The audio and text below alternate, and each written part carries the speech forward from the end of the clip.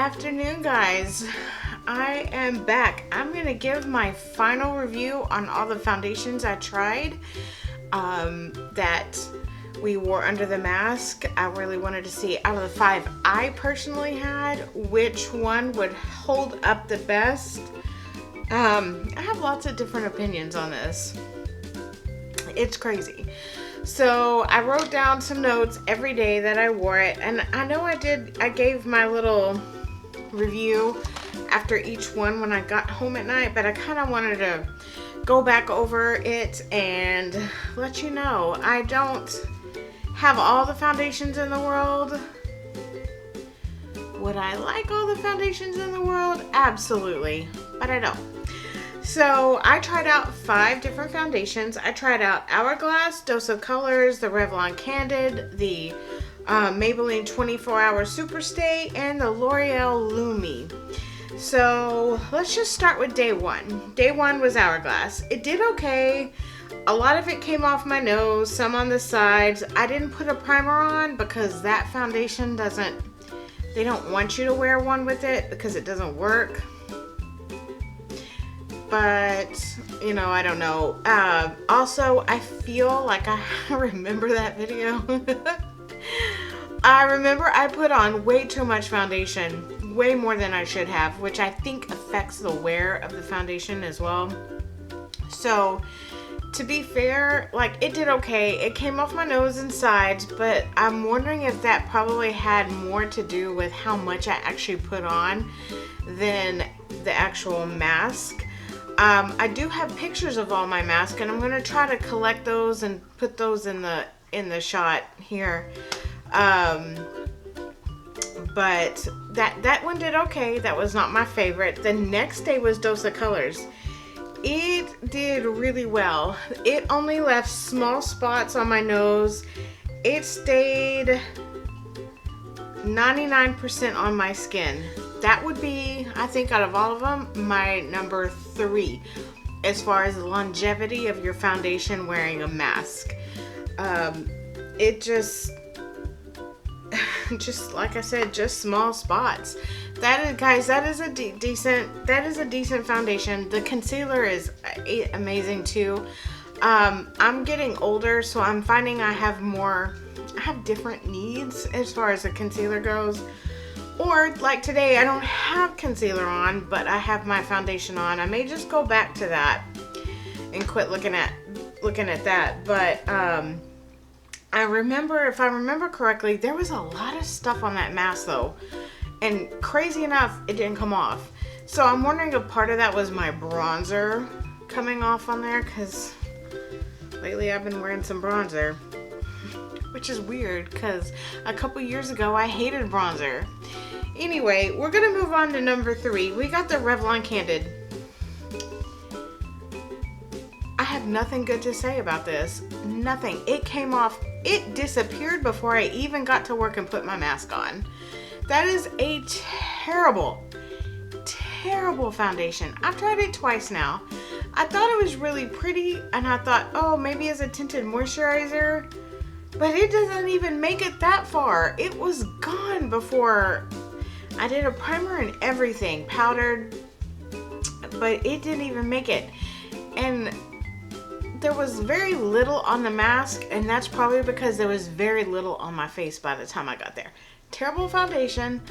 Go ahead and give it a try if you'd like, but I felt it was terrible. I don't even know what I'm going to do with it. I just don't even want to use it as a backup. That's pretty bad. And I save everything. Everything. So, yeah, that one was terrible. I have some mixed feelings on these, but to me, that was the worst of the worst. The worst of the 5. The worst of probably anything else out there. So, we have next the Maybelline 24 Hour Superstay Foundation.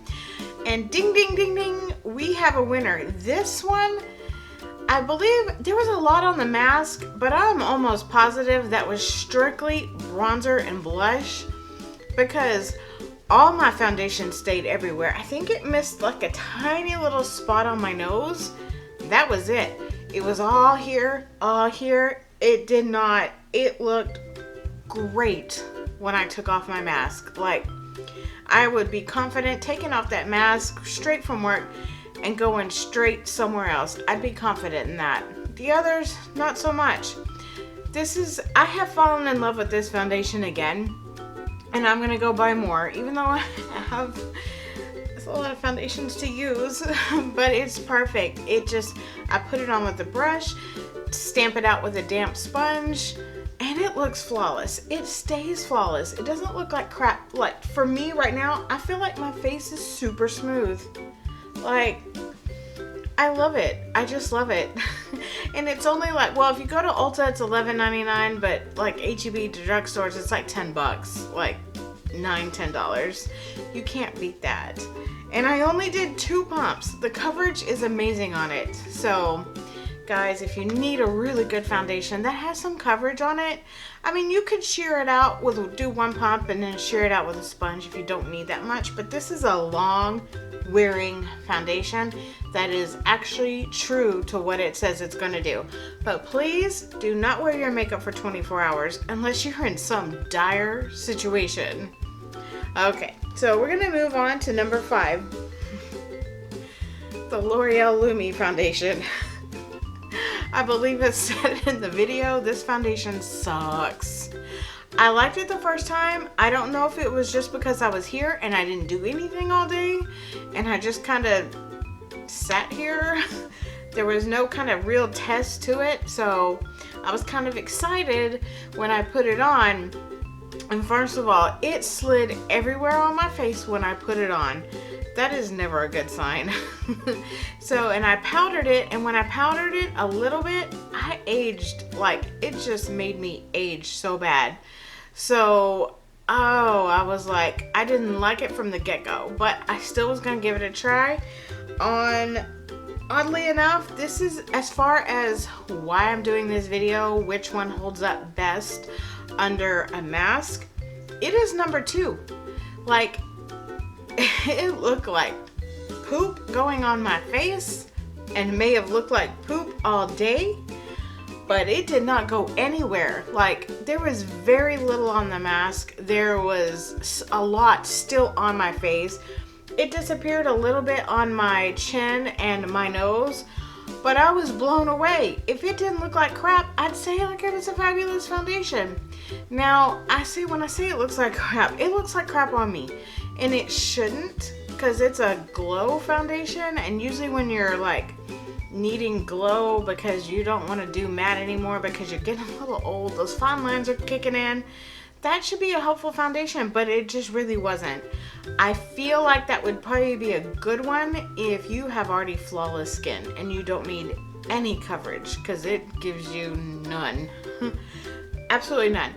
So yeah, that's kind of my review on this. Like, I hated it going on, but it did fabulous under the mask. So, and it's not very expensive. I want to say it was like $8 or $9, so I didn't really lose a whole lot on it.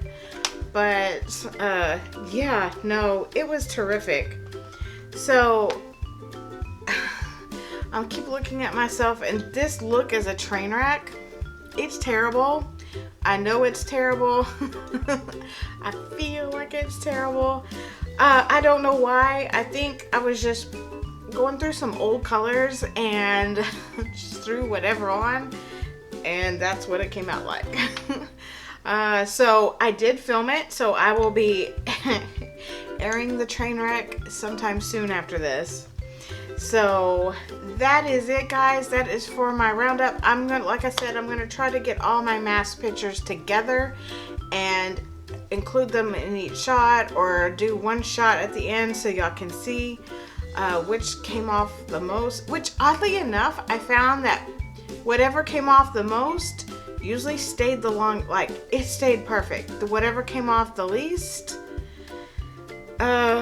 didn't do so hot. It's so weird. It was really, really weird. But except for the Lumi foundation, which was my number 2, and very little on the mask, a lot still on the face. All right, so I'm gonna wrap this up, guys. I know y'all are busy, y'all got a lot to do. If you're new here, please consider subscribing because I like doing this kind of stuff. I enjoy everything about it. So we do, well, basically whatever you'd like me to. You just ask me and I'll do it. So make sure you guys give this a thumbs up if you learned anything. Make sure you subscribe and make sure you ring the bell to get your notifications. And I will absolutely see you guys in my next video.